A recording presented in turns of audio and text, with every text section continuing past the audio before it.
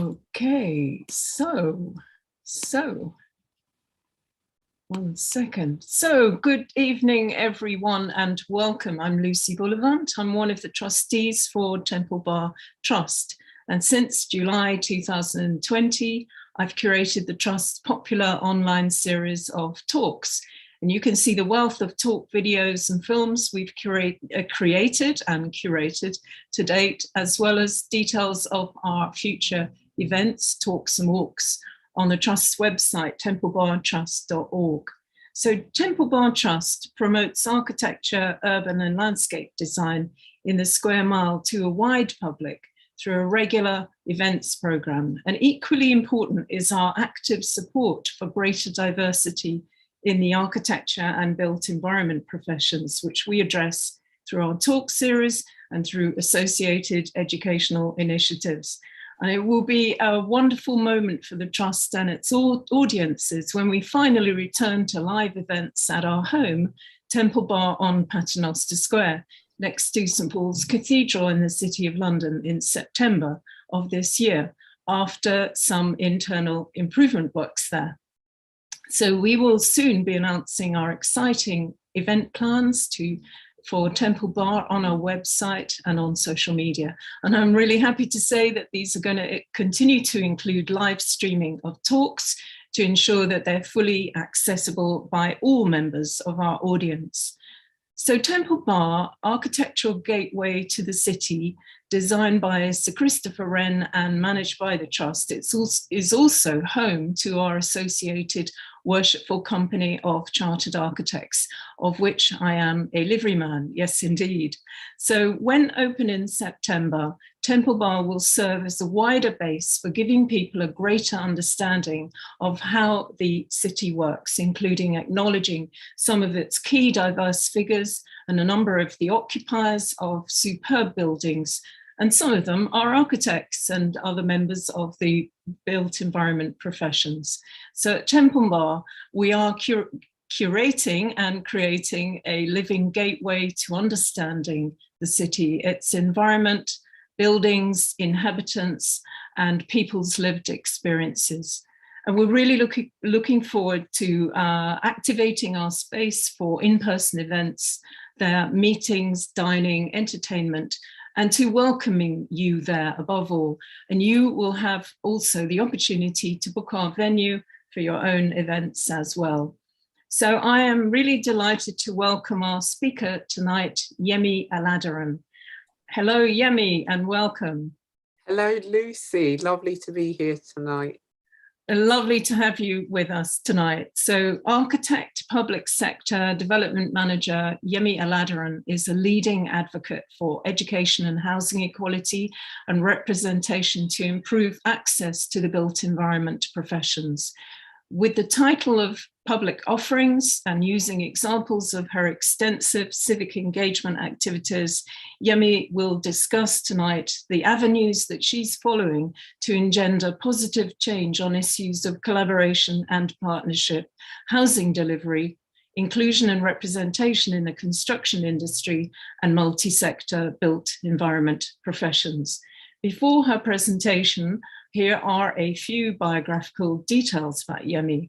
Yemí is a development manager at Enfield Council working on Meridian Water, the major £6 billion 25-year regeneration programme led by the council, bringing 10,000 homes and 6,000 jobs to Enfield, North London, next door to the beautiful Lee Valley Regional Park. And she's working at the council in the capacity of associate of the social enterprise public practice. A non-executive board member of the Women's Pioneer Housing Association, Yemí is co-founder of the Paradigm Network, a professional network organisation for construction industry professionals who are passionate about increasing Black and Asian representation within the built environment. Temple Bar Trust has collaborated on talks by the network's exceptional founders and participants. For example, architects Tara Bolade, co-founder of Bolade Design Studio, David Ogunmiuwa, founder of Architecture Doing Place, and Stephanie Edwards, co-founder of Urban Symbiotics. Yemí is also a core team member of Part W, the action group calling for gender equality in the built environment. And she's ambassador to the, somebody is calling me here, and she's ambassador for the Architects Benevolent Society. And in 2020, she was selected as one of the UK's next generation of boundary pushing designers and innovators by the Architects Journal for its 40 under 40 cohort. And before going to work at Enfield Council in 2021, she was major projects manager at Islington and Shoreditch Housing Association. She worked at May Architects and at Barbara Weiss Architects, where she was an associate. So after all that magnificent bio, it remains for me to say, please put your questions, please do put your questions for Yemí, if you have them, in the chat box together with your name, and we'll engage with them later after her talk. We're really looking forward to it. Thanks very much, and over to you, Yemí. Thank you. Thank you very much. Right, let's get this up.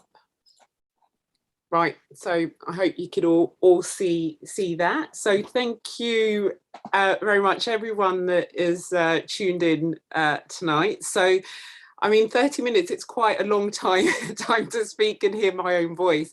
So I hope to keep it interesting rather than kind of just focusing on one or two things. I'm going to talk shorter periods of times about multiple activities that bring me some sort of joy and fulfillment, and set out the professional and I guess human challenges that I've set for myself to bring about positive change on this revolving piece of rock called Earth that we all have the privilege to live on and take care of. So now everything I'm going to speak on falls under the banner of public offerings. When Lucy asked me to provide the title of what I wanted to speak on, public offerings jumped to mind. It's actually also the title I gave the body of work in my Part 2 diploma project, which is now scarily a long time ago, but kind of contextualizes for me when I was thinking about what I would speak on, where my interests have been for a considerable time. So for a little bit more context, as Lucy mentioned, I am an architect by background, by profession, and previously worked at May and Barbara Weiss Architects, where I was an associate. About 3.5 years ago, I decided to transition client side, and I worked for Islington and Shoreditch Housing Association as a major projects manager. And I was there for about 3 years, and for the last 6 months through public practice, I've been working as a development manager for Enfield Council, specifically, as Lucy has mentioned, on its flagship Meridian Water scheme. So I'm responsible for leading on the phases of the scheme with colleagues that will deliver approximately 1,300 homes and some commercial and community spaces, including a skills academy, training hub, an academy, a community garden. There's some meanwhile use. So there's certainly a lot going on those phases. And the wider Meridian Water Master Plan, which will take place will be delivered over the next 20 to 25 years, seeks to deliver approximately 10,000 homes and 6,000 jobs. So I want to move on to speak about public practice. So for a long time, I've kind of admired the public practice programme and followed the developments of the programme from some distance, but with great interest. And it didn't take me long to see the positive impact it was having across local authority, planning and development departments, and really to better resource them with a wider range of skills so they can achieve their ambitions. And I definitely wanted in on some of that action. So a little bit more about public practice for those that might have heard of the programme but are not sure exactly what they do and why.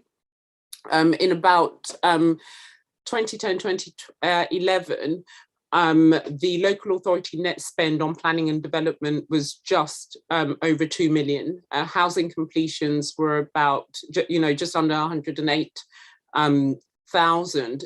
By 2017 and 2018, local authority net spend on planning and development was half, yet the government home building target was 300,000, so almost a third of a jump there. So, sorry, 3/3, so from 100,000 to 300,000. So the lack of funding is the second biggest barrier to local authorities, boroughs building their building capacity. The biggest barrier to building planning capacity is attracting the right candidates. Over a quarter of traditional recruitment exercises for senior planners fail, and planning officers are harder for authorities to recruit than any other occupation. 100% of London boroughs face difficulties recruiting the right skills and expertise, and 94% of London boroughs routinely or occasionally meet their capacity needs using agency staff. And most councils have little or no in-house design expertise. So the purpose of public practice as a social enterprise, its mission is really to build the public sector's capacity to improve the quality, equality, and sustainability of places. So these are the type of roles, and this is ever growing, but ranges from architecture, urban design, and master planning to environmental sustainability, transport and development, and kind of development and capital delivery. 93% of candidates have applied from outside the public sector for the programme. And these are, again, it's ever growing and ever changing, but these are some of the authorities where associates are placed. So going on more specifically now to my role at Enfield, some of the key words that I would use to describe the project I'm working on and the agenda of the Meridian Water team more widely is communication, collaboration, innovation, and levelling up. Note that in those key words, I didn't mention numbers and targets. Now, those things are very important and actually are crucial to whether or not projects happen and are a key part of my responsibilities. So yes, I am a development manager, I project manage, but given my interest and my kind of personal disposition and architectural background, if that's what it was all about, I wouldn't be there. So this slide I used to describe what I've been doing at Enfield to my public practice associate colleagues as part of our practice stories assignment that we had. And those that know me well will not be surprised to see food at the center of my presentation. I was also very hungry when I had to do this bit of homework, but I use this image as these two images as an analogy of my work in the Meridian Water team. So they're not entirely random images as they might first seem. The images are taken from the blocks which sits within the Meridian Water Master Plan, and I work from the CAF there quite regularly. The head chef, Mariana, at the CAF used to be head chef at Morito in Exmouth Market. So those who know will know. And for those of you that don't know, Morito is this fantastic tapas and meze bar next door to the sister restaurant Moro. And Mariana cooks up the most local, fresh and in-season meals on a daily rotation. And apologies to any vegans or vegetarians I might have offended with the picture on the right. The Blocks is an award-winning project, and is a little picture, a microcosm of what Enfield are looking to achieve across the Meridian Water Master Plan. It's a very innovative example of what can be achieved when businesses, boroughs and City Hall work together to add value to communities. And the block aims to be the home for professional makers, and it offers a pay-as-you-go access to the best industry-grade machinery, plus a range of brilliant resources to help people, many local people, grow their business and make a living from making.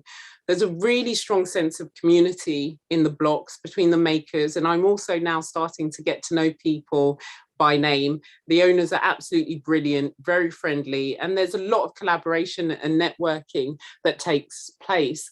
Both of these images focus on food, yes, but the images talk of innovation. So we've got fantastic plates of food in flavor, in composition, in texture, in color, in locality, and all of which is central to what we're trying to do at Meridian Water, you know, either in the delivery of the blocks or the homes or the workspaces or the community spaces, the strategic infrastructure works. You know, can we deliver the same level of flavor, composition, texture, color, be locally focused? Well, I'll let you all be the judge of that as the project evolves over the next 20 to 25 years. The image on the left is from the official blocks opening by Deputy Mayor Jules Pipe in February this year. We were treated to a communal feast, and Lucy, I was sat opposite you, and there were lots of different people that participated in numerous ways in the concept, funding, delivery of the blocks project over many years that came together to eat together. Now, I was definitely an imposter, having spent only a few months in the Enfield team by then. But eating together is such a powerful thing, especially when done at such a communal scale. Breaking bread is about sharing, although the beetroot and feta walnut dish you see there was kept very firmly on my side of the table. It was simply delicious. But in all seriousness, it was a special experience that really does lead to fostering some truly meaningful connections. And kind of the image also speaks to me of creating a level playing field where we're all sat on the same physical level, eating the same food, laughing, learning.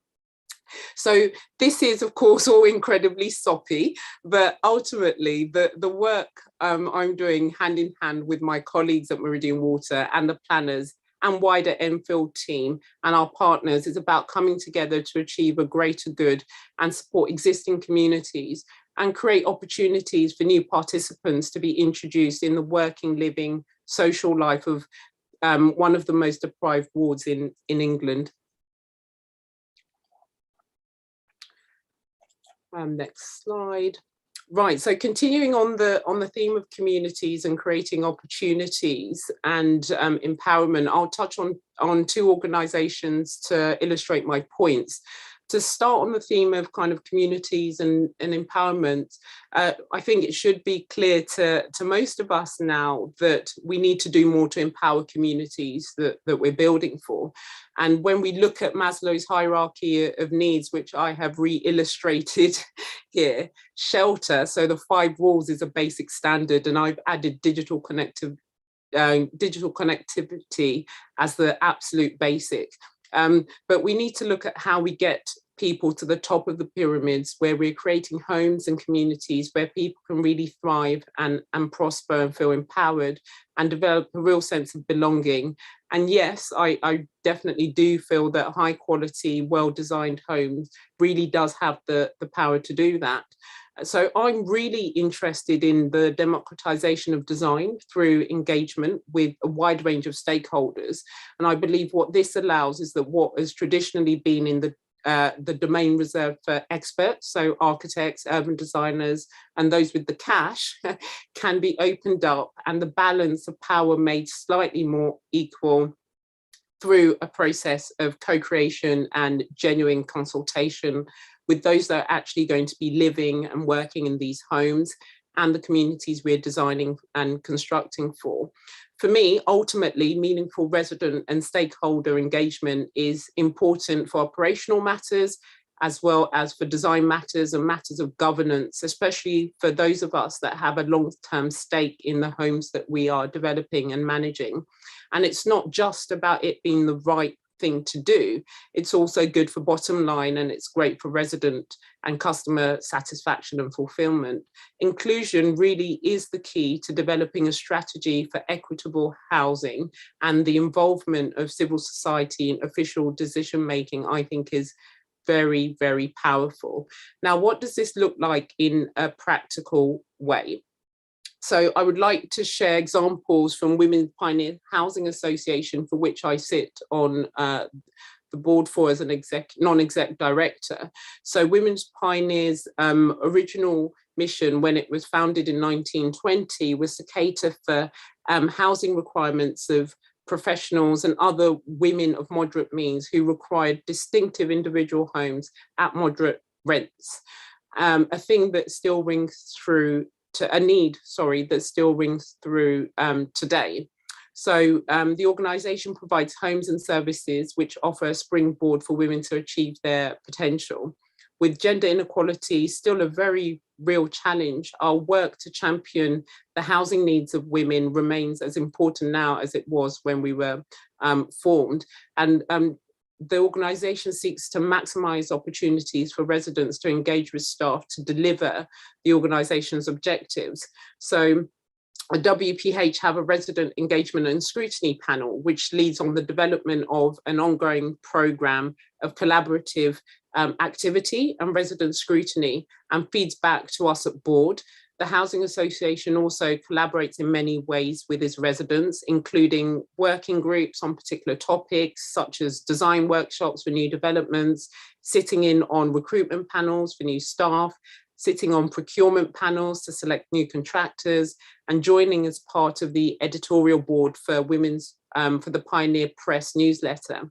We also really work with our residents to build a community of involved residents within the organisation through a range of initiatives such as socialising, social events, exploring the organisation's history and working through the Women's Housing Forum and setting up resident befriending or mentoring schemes, joint discussions with residents from other housing associations. And we do this collaboratively through face-to-face meetings and also virtually. I would also like to speak about the work of Olmec Charitable Trust, which I am a co-chair of and sit on the board for. So Olmec is a social enterprise which champions race equality through economic and social justice. And through specialised programmes, Olmec supports social housing residents into work and businesses. Olmec engages communities by developing grassroots responses to the needs of people living in social housing, therefore enabling housing associations and other civil society organisations to better understand and deliver the needs and aspirations of the communities that they support. One such programme led by Olmec is Rising to Employment, which acknowledges that different people have different barriers and needs to achieving their potential and accessing sustainable and meaningful employment. The focus of Rise is to build confidence and help people to help themselves in overcoming the barriers they may experience by working in peer learning environments with skilled facilitators, really resulting in improved life chances for themselves and their families. As an architect, I am predisposed to, through my training, to thinking very much about physical form. And I've spent the last few years learning how to turn that on its head a little bit and focus on people and how we can make the city a place where a wider range of people can thrive, prosper, and feel safe, achieve their aspirations and feel a sense of belonging. So how can people feel represented and contribute to shaping where they live, work and spend their money and make memories? Olmec is really important because when we talk about inequality in the world, in our cities, in architecture, that is a manifestation of our societies being unequal. And we can't fix that through only just architecture. There are other structural, social, economic, health, environmental issues at play. And we need to make strides in all of those areas for the puzzle to start to come together and for real change to occur.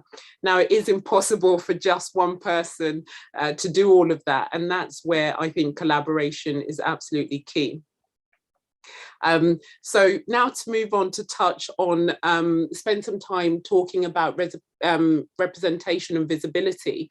I'll start with Paradigm Network, of which I'm a co-founder for and a committee member. So Paradigm Network started predominantly as a community of architects who are passionate about increasing Black and Asian representation within the built environment. And about 4 years, and that that started about four years ago, and we now have members from wider built environment professions. Ultimately, we exist to support architects and those that work in the wider construction sphere from Black and Asian backgrounds in education and as they progress in their careers. And we're also really keen to promote the development of Black and Asian-led practices. And we do this work through knowledge sharing, best practice, lobbying ideas around education and career progression, strategic thinking with external national and international organisation bodies, working with decision makers, clients, those that procure projects, and collaborative working with industry supporters. We absolutely believe that encouraging a more diverse design team reflects the society we live in and creates a richer product that empowers communities. Now, I'm very much an output-driven person, and Paradigm is incredibly special because of the impact it is having. You know, it's not just a talking shop. Talking is good, and we do a lot of it, but it's also making a very tangible change. So our members have accredited successes in completing architectural education, securing work placement, architectural roles, job promotions, securing commissions in new sectors, to the support received via the network. So we're doing our own little bit to ensure that those designing the city are not monocultural, i.e. those powerful people who are setting the direction of how we live and work, or do not live and work, should no longer be made up of a limited demographic in society. We very much hope that that will result in, I think we hope that the result of that would be that what we are designing and building would better serve the majority of the populace. Next up, Part W, and a very, very special project we're working on. So Part W is an action group of women working across architecture, design, infrastructure, and construction, and campaigning for gender parity across the built environment. The issue of a lack of representation of women in the built environment is central to the work that we do. And this revolves around calling out gender discrimination in an industry that routinely excludes. Founded by Zoe Berman and co-chaired by Alice Brownfield, the group operates via core members and collaborators, some of which can be seen here. We do a lot of work through campaigns, and very consciously, those campaigns are not there to attack, but in a playful but very serious way, draw attention to important issues, spotlighting women's work, raising awareness, and drawing attention to examples of gender imbalance in the representation of women within the industry and media. Now, back in late 2020, Part W were invited to contribute to the exhibition pack of by the Barbican of their How We Live Now exhibition that celebrated the work of Matrix Feminist Design Collective and looked to future groups too. We use this as an opportunity to create an initial test women's work map with 20 initial projects that aim to address the fact that throughout history, female-centered design projects had not been granted equal recognition to the work of men. Now, we're building upon this work to take it a step further, and on International Women's Day this year, we launched our Call for Diverse Suggestions for a much larger, much more detailed women's work London map, from the construction of Waterloo Bridge to the design of the British Library, the refurbishment of the Supreme Court to the design of social housing. The new printed map will seek to shine a spotlight on the immense contribution of women to London, and aims to address the fact that throughout history, female-centered design projects had not been granted equal recognition to the work of men via resource packs at school levels, in universities, and in precedents that is promoted by architectural foundations and design institutes. So Part W is inviting suggestions for built projects in Greater London where a woman or women have played a pivotal role in its design development, conservation, commissioning, or construction, These women could be architects, yes, but really we're also looking for engineers, placemakers, landscape architects, designers, commissioners, conservationists, activists, community groups, citizens, and the list really does go on. Projects already included in the first leg of the 2021 map include the Jaganori Women's Centre led by Matrix, Waterloo Bridge built by female construction workers, Dawson Heights, social housing designed by architect Kate McIntosh. So new suggestions should be for schemes that are realised and still exist in built form. And we also intend to arrange future walking and cycling tours to visit the sites that are selected for the map. The campaign is really also about getting us to promote the values of visiting, seeing, exploring projects in real life. So we are inviting people to make a suggestion via our website and join in on social media by tagging @PartW Collective with hashtag Women's Work London, and the post should include an image of the project and why it should be on the map. So here is a snapshot of the growing list publicly available to view via our website, but we really do need your help. Please help us make the Women's Work London map of building and projects a realised thing. There are two things you can do. First is to head over to our website. So it's www.part-w.com and find the link under campaigns and submit a suggestion for the map. And two, help us by making a donation to realise the project. We really need funding to make this happen. And we are crowdsourcing funding with a starter donation made by Moda Living, and we're seeking contributions, large and small, from individual and build environment companies to deliver this much needed project. And the funding will cover project costs, graphic design work, and the production of printed maps, which, as well as educational outreach work, will see the printed maps sent to schools in and around London, with priority given to resource to schools where the need is the greatest. So just a few different slides here talking about the contributions sought. Now there's still a lot more work to do, and we know and admire so many other groups who are working in this sphere of design and intersectional inequality. And, this broad network of knowledge and activism we think is pertinent to the work we're doing at Part W. To end on another super collaborative project, I'm going to speak of the Property Development Book Club, which is a multidisciplinary collection of not so like-minded industry professionals. About a month ago, we announced that season 1 of our namesake podcast will go live this summer, early July to be exact. And we've been teasing our connections with snippets from the podcasts on social media. So the podcast aims to create a platform for cross-industry discussions, particularly from lesser heard voices, to showcase the realities, challenges, and opportunities in the world of property development. Property Development Book Club was formed during the pandemic, initially hosting regular discussions on built environment topics on Clubhouse.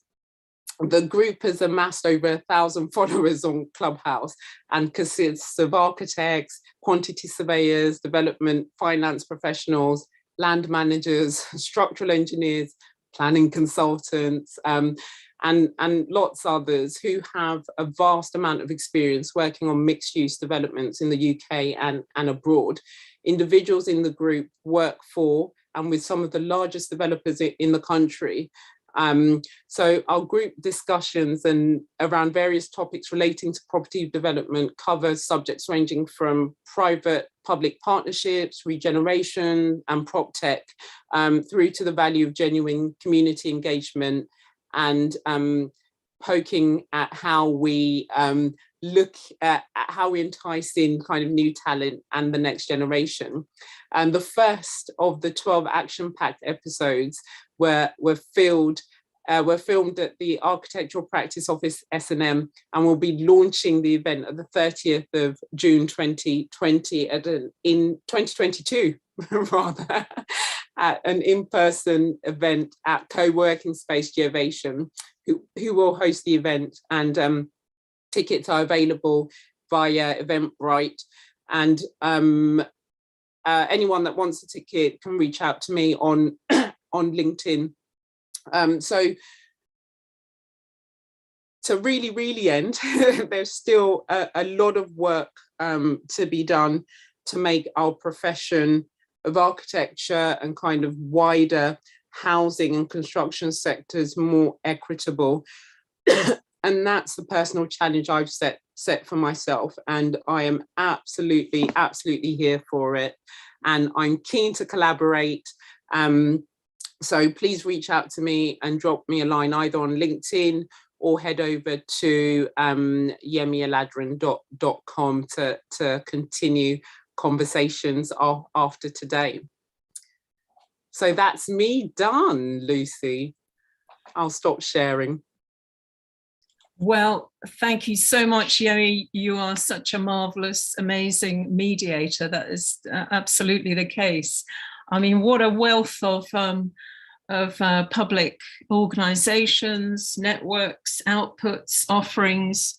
I think there's some obviously clearly superlative organizations and networks that you are playing a key role with, and you're working very closely with colleagues, and the ethos. It's hard to fully sum it up, but the ethos that you're supporting and helping to promote with Meridian Water is just absolutely exemplary. Amazing project. I love those graphics very much. And I hope some of our audience will think about seriously contributing evidence of women's architectural and landscape design projects in London, and even consider donating as well, because it sounds really necessary to get to the next step.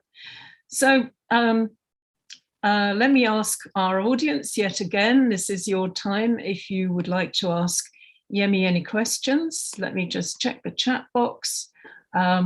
We've got one coming in, and I think what we could do is we could let's see, we could kick off with one of our own, because we did prepare some earlier, and then we'll skip straight to the one that's come in on the chat. And thereby we will draw you out, Yemí, on a few very critical points. Although I must confess, there's so many touched points there that came up in your talk. I think we'd have to sit here all night to actually deal with all of them. But maybe we'll do that on another occasion with a workshop. Anyway, so I'm really curious to know, Yemí, why did you choose to transition from private practice through to the third sector and then now the public sector? And how have you overcome the challenges along the way, as you put it a while back, as you shake things up from the inside? Now, it's obviously the case that going into the public sector via the route of public practice is extremely appealing. But with this transition that you've gone in your life from private third through to public, what were the main motivations behind such a thing? And yeah, so I think as a traditional practitioner, I kind of always looked for roles where I would get the broadest range of experience in terms of involvement from the beginning of the process through to completion, and even kind of post-occupancy. And before transitioning client side, prior to May, where I worked after part 2, I spent 7 years at Barber Vise Architects, and that's where I would say that I learned in a really practical way the craft of architecture, as well as, you know, the fact that the process of designing and making was only a very small part or a piece of the puzzle when trying to deliver a successful project. And where I saw that I was making the most impact was when I was able to successfully administer construction contracts. And I often say that I don't think a lot of my architects colleagues share my passion for contract administration, but it absolutely didn't take me long when I was running my own projects and administering contracts to realize that no matter how fantastic and grand the desire was, or the design was, that in order for those things to be realized, the design, etc., to be realized, other things needed to happen successfully. And the key things for me there were money, project financing, which I think a lot of the times we're speaking a different language to when we're talking about developers and other clients. And for me, another really big thing was that relationship building piece, especially with clients, developers, contractors, etc., and building that trust into the process. So my initial adventure from private practice to Islington Shoreditch Housing Association really came out of a result of me wanting to zoom out beyond kind of individual one-off houses and a few smaller scale housing projects. I'd learned so much at BWA in terms of tangible information, construction information. And I became more and more aware, I guess, generally of the inequalities in the sphere of housing. So gentrification and the stripping away of identity of communities. There were some quite big, serious industry events that happened, such as Grenfell. And I think I've just always generally had this strong interest in public service and social activism. So racked my brain for a while, and was then introduced to some fantastic people that kind of guided me, who were doing quite similar things in a transition from architecture, and were doing some kind of things that I found quite interesting. So that's kind of how the transition happened. And as I say, with public practice, it's always been something I've been very, very interested in, but just been watching from the sidelines. And I decided it was time for me to kind of throw my hat in the ring after a couple of years at the Housing Association. Brilliant. Well, long may it all continue with your activism. And I'm just going to segue into Joe Bacon's question. I'm going to put this to you, and hopefully you'll know precisely what is referred to by this. What is the criteria for the pivotal role? I have some examples I would be delighted to send you. Do you know what that means? Pivotal role? We're talking about something you referred to earlier. Would that be with regard to Part W, do you think? I'm not sure. Uh-huh. Or the pivotal role you're playing. We could interpret this as we, as we see fit. Maybe the criteria for the pivotal role at Meridian Water, or as a public practice associate. Yeah, I think in terms of as a public practice associate, I would definitely say there has to be some openness there. I think that there often is a lot of preconceptions that, from the outside, that everything happens really slowly in the public sector. There's, of course, we have said there is a shortage of skills, but there are so many people in the public sector that are so switched on, that are so passionate and want to get going, but we just need to build that capacity in terms of resource and in broadening the range of skill sets there. So I think this openness and not thinking as architects, which we can be quite cocky at times to think that we have all the answers and we can change everything. It's definitely not about going in with that kind of attitude, but being there to bolster the already fantastic work so many local authorities are already doing, but they just need the help and to diversify their skill set. So that kind of openness is something that I went in very consciously of going into public practice and playing my part, but realizing that there are lots of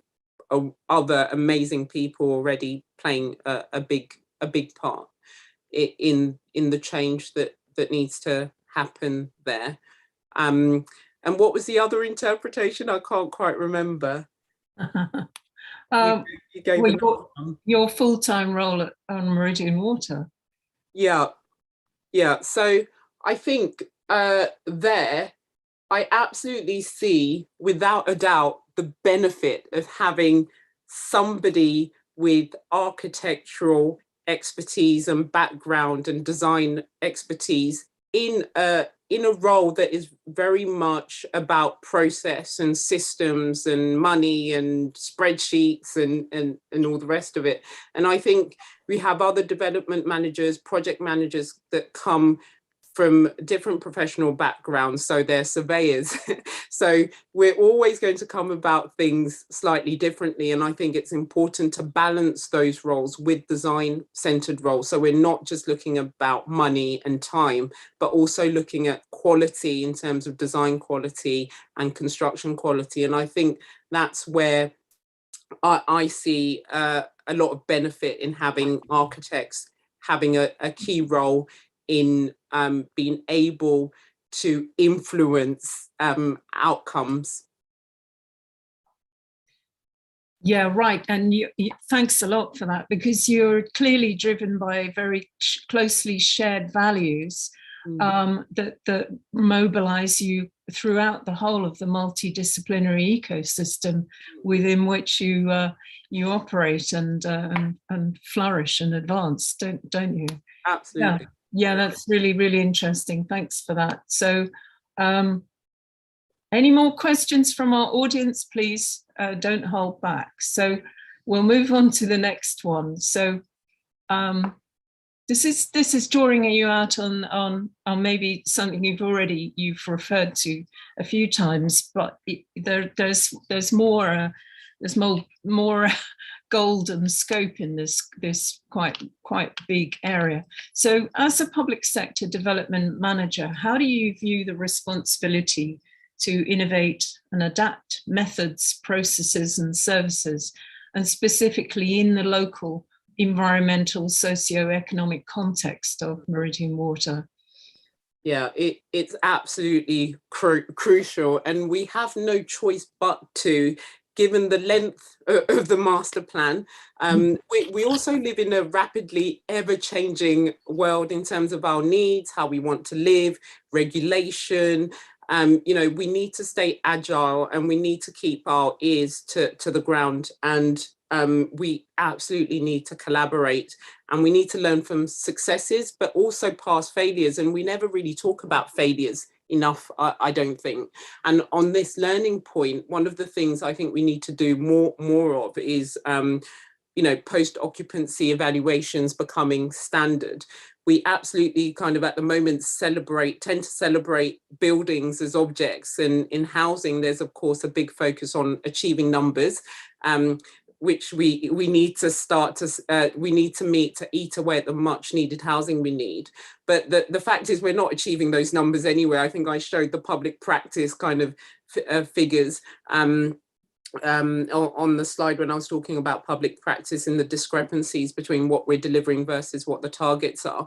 And for the most part, resident satisfaction or homeowner satisfaction is not where it should be as an industry. So what are we defining as success when we deliver these projects? And I think we need to continue to build a clearer definition of what good quality means. We now have the National Planning Policy Framework, which places a greater emphasis on placemaking. There's the National Design Code that provides checklists of design principles. So I think there is beginning to be greater concentration placed on quality design and environment in planning than ever before. With kind of local communities being more involved in how they want developments to look and feel like. I still find though that there can be a focus on compliance only in us patting ourselves in the back if we've reached compliance. And I think post-occupancy kind of evaluations can play a big part in getting to the crux of what clients and occupants need and want their buildings to deliver, and will help those designing buildings as well as clients to measure and monitor building performance of how buildings are used, and understand whether intentions might or might not match the reality. So I think those evaluations can provide real tangible lessons for the future of buildings.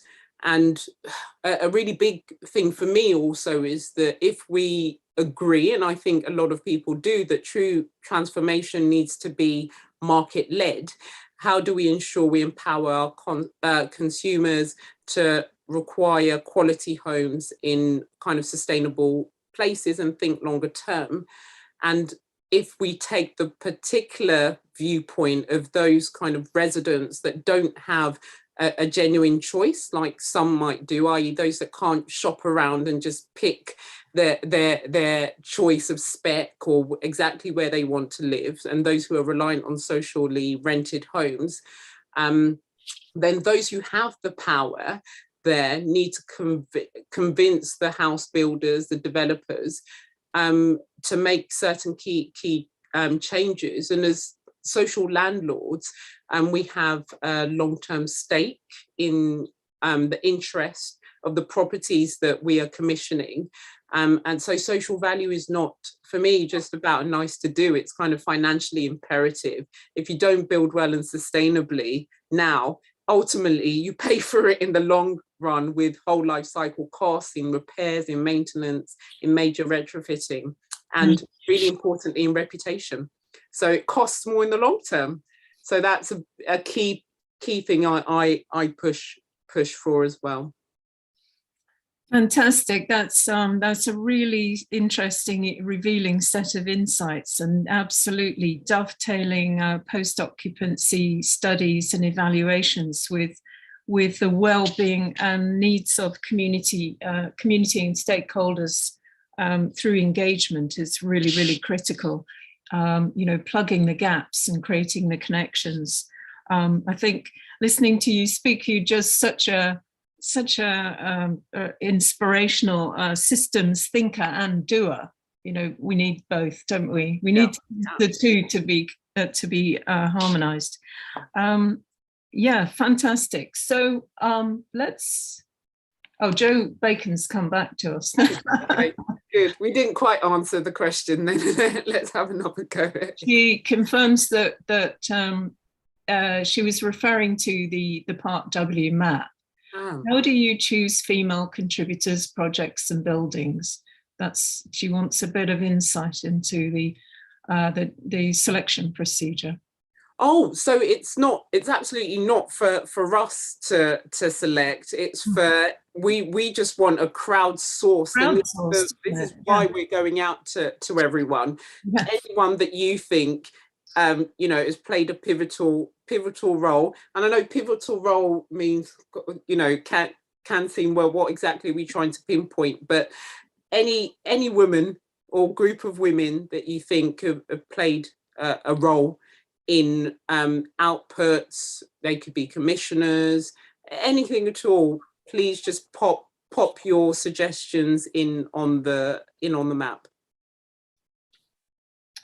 Fantastic. Yes, it's kind of quite natural to fall into the misapprehension that these things are actually going to be somehow evaluated from behind a screen, But it's absolutely fundamentally a crowdsourced project. Yeah, it is. Really brilliant. Yeah. So let's turn, shall we, to the Paradigm Network. And as you said, it's a critical network supporting a whole range of construction industry professionals who are very, very passionate about increasing Black and Asian representation within the built environment, and encouraging and helping talented architects and those in associated fields, and in including education as they progress in their careers. So, and it's also very keen to promote the development of Black and Asian-led practices.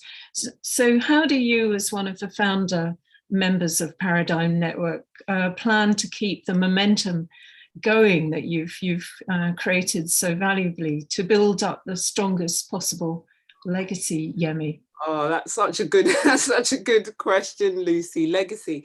I mean, ultimately, I think we would like there not to be a need for Paradigm Network in the kind of very long term. That's the highest aspiration. There are, however, massive societal issues that underpin the lack of inclusion, equality, and those won't change overnight. There are some quick wins and other things we can do to kind of keep chipping away at it. But we're also aware that we as founders, as we evolve in our careers and in our years, the narrative is also evolving. So the next generation have already come through and continue to come through. The challenges therefore also evolve. So for us, it's really key that our membership remains balanced so that we're hearing from people at all stages of their careers and keeping our ear to the ground, and not operating in an echo chamber. And for us, it's also quite important that we're empowering the membership so they can get involved. We operate primarily on WhatsApp, which is an open forum for members, people to discuss issues, architecture and construction related. We often try to make sure it doesn't become one of those annoying groups where people kind of talk about all sorts. But it's really important because it means that people can get advice, they can share contacts. It's not only about us, the founders and the committee members, pushing the narrative there, and it's a place for people to start and direct conversations, and those lead on organically to then people, you know, teaming up and working on other projects independently. And again, collaboration is so key when we talk about impact and legacy building. And what has happened organically is that we have people that have joined from wider built environment professions. And, you know, now some of the founders and committee members are also operating in other fields bar kind of traditional architectural practice. So, you know, development management, project management, innovation and off-site construction. And our networks and reach is also broadening. I think key to the sustainability of the work of the work of Paradigm as a predominantly volunteer-based organisation is that we all have our 9-to-5s. So it's getting the resource to support the work. Now that's human resource, hard people putting in hard graft, hard people putting in hard graft, but you know, it's hard work and people putting in a lot of graft, and also financial resource. And we're absolutely chuffed to have some great partners and supporters standing by us and putting their money and time behind our work. And it just wouldn't be sustainable without these partners. But it is hard hard work. Imagine, and a totally laudable cause that you're involved with there as well. So let's have a look at what else we've got lined up. So you do a lot of mentoring, Yemí, and you set great store by mentoring. And I do a bit of mentoring as well. So I'm very curious to know what makes somebody a really first-rate architectural mentor in the here and now, in this particular point in history. Wow, I think for me personally, a key thing is about, and I've used this word again in one of the other questions you asked, but it's about openness and realizing that actually mentoring works both ways. There's a great deal to be learned from mentees also. I think for me, getting clear in my mind that I don't necessarily know what's best, and my mentees should ultimately be making the decisions that are best for them. One really helpful analogy that I was given a while ago is to think of myself as being a driving instructor. So they're sitting in the passenger side, but allowing a mentee to take full control of the journey. However, you know, still being there to offer advice and direction, or even pull the emergency brake on the odd condition that or occasion where it might be required. Also, I think as a mentee, a lot can be learned simply by observing and learning from your mentor in their words and actions. You know, there is a lot that can be learned from people picking up how you behave and interact with others. So I had a life mentee a few years ago who was in finance and had absolutely nothing to do with architecture. She did a talk and I was blown away, and asked her to be my mentor at the end of the talk. And she initially said no because she was stretched and already had a few mentees, and she felt that she wasn't going to be able to give me the time. But she asked me to send through my CV, and upon seeing my CV, she said she would take me on as a mentee, but she would mentor me a little bit differently than what I might have in my head. So she was incredibly time poor, but what she did was to invite me to all the events that she was leading and going to. And most of the time was therefore spent observing how she held and commanded space and people and conversations, and just being in a room often with people that I had very little in common with professionally, because they were all boring bankers and in the finance world. As tough as it was then, being, you know, part two / just about to qualify, it was fantastic in building confidence, in networking, and in exposure. So I think, yeah, there are lots of ways to do the mentor piece. Yeah, and then am I hearing also along the way of obviously drawing you out, inspiring you, helping to empower you, giving you potential guidance, stepping stones. There's also the piece about just encouraging you to get out of your comfort zone as well. Absolutely. Absolutely, 100%. There was lots of getting out of comfort zone happening there, and it's a thing that I've continued to make sure that I do in my general walks of life, because I think you grow the most when you are uncomfortable. Yeah. For sure. So 3 years ago, a book was published by Reba Publishing called Defining Contemporary Professionalism. I haven't read it yet, actually, but I have to admit, but in that book, you had a whole chapter, and it was entitled Visible and Invisible Diversities, Why Our Profession Needs to be Holistically Inclusive, which pretty much hits the nail on the head. And it examines the really kind of fundamental statement of yours that architects will be able to contribute to the transformation of society and respond to and solve challenges such as housing shortages, rapid urbanization, climate change, and so on, only if one grasps the opportunity to design for the widest range of people, and that one must be dedicated to the equality, diversity, inclusion agenda, not because of individual, not only because of individual lived experiences, but because it also makes business sense, which is something that you raised earlier on. So I'm really curious to know, how can we broaden awareness of fully engaged co-design, building on the diversity of individual lived experiences, and do so in ways that make good business sense? Yeah. So focusing on housing, I do think it's really important that we democratize, and I think I touched on this earlier, the design process, housing production, and kind of the business of housing. Over the last few years, and at my time at the Housing Association, really came to realize that a fundamental change was required in how residents were engaged. As often there are lots of empty rituals and kind of tick box exercises, which fails in the most to connect with representative numbers, and really were not reflective of demographics of residents being served.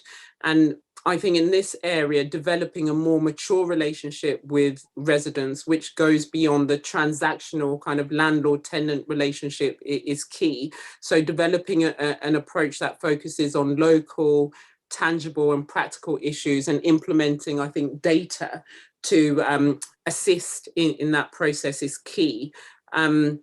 So for me, it's understanding the concerns of residents and how we can use this in the design and building elements to build better and developing kind of flourishing communities. And when I've delved into this, it really priorities of residents have ranged from health concerns to their low income to employment stability.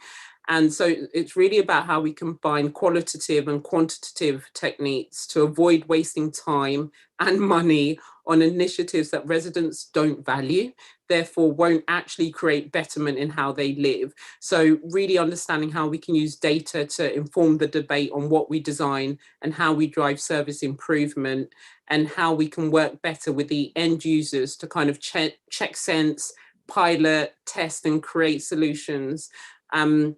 And this makes business sense in a very practical ways. So for example, again, those social landlords and those that have a long-term interest in the properties that they develop, so we retain the homes, by using residents to sense check, pilot test and co-create solutions, it means that residents have the opportunity to shape outcomes, which means that ensuring that we have resident buy-in, which will ultimately aid in, yes, you know, creating strong communities, creating kind of civic pride, and ensure that projects are successful. But it also means that the end result will better suit the needs of the people we're designing for. Less resident complaints, less adaptations, less maintenance, more resident satisfaction. And this all has money attached to it. And in my role at the Housing Association, we had a very close relationship with the customer service team. And it was very clear to see that the complaints being raised could often be themed and really had to be fed back to the beginning of how we designed homes and the specification of materials. And, you know, now we have the social housing white paper, which sets out really, really clearly expectations for social landlords, in that homes should provide safety, security, dignity, but also that that landlords should treat residents fairly and with respect. And if things go wrong, there should be swift and effective kind of means of redress. And it has been the case, unfortunately, that social housing residents have not always had their needs met. And the kind of white paper seems to change that, establishing a new charter for social housing residents. So it's no longer even a nice to do or the right thing to do. There's a service level expectation now that is being mandated. I totally agree. I think make this woman the housing minister. Yeah, you very much you put your finger on it. It's the authenticity of the methods, the legitimacy and the authenticity of the methods that are badly needed to rebalance and create equity and fairness and you know, so many associated benefits, you know, to create a virtuous cycle out of a vicious cycle. I think it's very, very, very pertinent to the situation that we're in right now. So, Yemí, we've got 2 more questions. Oh, maybe we've got we've got somebody saying they're really enjoying this great discussion. So we've got 2 more questions, and so the first one is, so you say that you like creating magic in the mundane. Is that across all aspects of your work? And tell us a little bit about how you managed to achieve that. Yeah, well, I refer to that in that I'm quite a creative person, and when I started in my journey as to architecture as a student, or even kind of upon graduation, I definitely didn't have in mind that I would be doing what I'm doing now. And in my kind of roles client side, I've done a lot of work where I'm in front of spreadsheets, Excels, financial models, numbers. And I've made my peace with PowerPoint. We have an okay relationship, but there's still some issues to iron out there. I do a lot of work around processes and systems, and kind of looking to development agreements and contract administration, which actually I did a lot of at a different scale as an associate at BWA. And is actually, as I mentioned earlier, where I find that I'm making the greatest impact in terms of positively influencing project outcomes. You know, I'm no longer designing in the traditional way as one does as an architect, but, you know, with pen and pencil in hand, or CAD even. But I think I am influencing design in a strategic capacity from the point of view also with retention of high quality design in a project's implementation. And I think ultimately, again, as I've mentioned earlier, that I have just realized that no matter how fantastic the vision or design, the implementation phase is key. And there are lots of things that fail in that stage, whether it's in the change of the design team or in value engineering or in the detailed design development phase, and really importantly in the relationship building piece with the contractor and builder. So there's a lot to get right there. So I guess, yeah, when I talk about the mundane, I guess I'm not doing the fantastic design creative bits as one would, you know, imagine an architect doing traditionally. Brilliant stuff. Yeah, was it Robert Mull, the teacher, architect and educator, who talked about the architect's duty of care? So that's pretty all-encompassing, and raising the mundane to the level of something magical is totally part of the game. So, final question, Yemí. Is there a book you are reading right now that is really inspiring you? And if so, why? I do so hope you have a book. Yes, I do. I do, and actually it's in front of me. So it's called Urban Warfare by Raquel Wolnick. Wow. So the overarching premise is about how finance and politics have caused kind of the global housing crisis. And as I mentioned earlier, in thinking about kind of transitioning from traditional practice to going client side, for me, I personally knew I had a big gap in knowledge RE project financing for housing development. It's not something I feel we learn enough about in architectural training. Now, in the last 3.5 years, I've started to build that knowledge quite extensively, but I want more. So understanding kind of the wider context of why we are in the pickle we are in now in terms of funding, etc., is quite important for me, and something I'm still trying to get my head around. And I think I had also not previously spent a great deal of time prior to the role at the Housing Association, understanding the politics of it either, especially now working for a local authority, my first-hand understanding of how politics affect kind of what we're building has really broadened. And again, there's still so much for me to learn, having only been in post for 6 months at Enfield. It's a very serious book, and I've redlined almost every page. I'm about a third of the way through, and it's taken me quite a bit of time to absorb it. But it really does explore how the financialization of housing has become kind of a global catastrophe. That's what it calls it, leaving kind of millions desperate and homeless. So it's a great book, and I'm getting through it.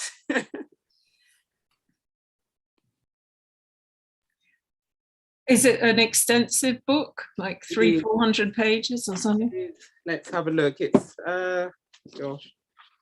And it's not a small book either. It's about 350 pages long. Yeah. Right.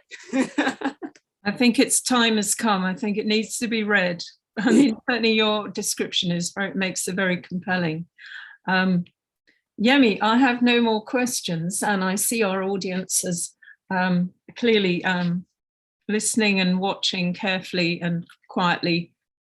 So I think we will draw things to a close. It's just been a magnificent event. I've so thoroughly enjoyed speaking with you. The range of activities you're involved with, and the insights that you bring about the actions, the processes, and strategies are just really awesome. I think, getting beyond the pickle, as you put it so eloquently. We need passionate polemicism, don't we? Passionate polemicism and pioneering activity, strategies, and actions, and democratic design. I mean, there's absolutely everything you said is just so spot on, and I hope I hope everyone thoroughly also enjoyed listening to and hearing what you had to say. Thank you so much for joining us. And we hope to catch up with you very soon in person. So I now have to, and I want to actually just give some highlights about what we're going to be doing in the autumn. Just some highlights, because some dates still need to be put in the diary. But to let you know, we're going to be kicking off our autumn program of in-person events in September. Every one of them, I think, apart from the tours around the walks around the street, the ones that are actually going to be at Temple Bar they will be live streamed too, which we're making sure we do. So for our regular Monday evening slot in September, we're going to have a talk at Temple Bar by Lorenzo Boddy and Andy Young, architect partners of BIG, Bjarke Engels Group's London office. And they're going to be talking about their work across the city, including the City of London, in the City of London on Fleet Street and at King's Cross. And like all of our events from September, we will be there in person to speak with you and answer any questions. And the dates for your diaries are for this particular event, the date will be confirmed next week. So equally exciting later in the autumn on a date to be confirmed a little bit further down the line. Look out on the website and check our social media and we'll confirm it. We're going to be featuring a talk by Dr. Neil Chassor, the head of school and the chief executive officer of the London School of Architecture. And he is an architectural historian by training. He's very passionate about diversifying architectural education, heritage and practice. Really looking forward to that as well. And so in the meantime, in late June and mid-July, before we take a break, we'll have 2 more online talks focusing on innovative ideas and proposals for London, and referring also to the City of London and its environs and fringe areas, hatched at 2 different architectural schools. So we'll be announcing these on our website via social media in the next week. So watch these spaces. And that's enough, more than enough to be going on with. So thank you so much for watching. And I really do hope you thoroughly and completely enjoyed it. And we'll come back for more Temple Bar Trust events in the very near future. Thank you once again, Yemí. It was magnificent. Thank you. Keep on keeping on the magnificent work. All right. Thanks, Lucy. Bye. Bye. Bye.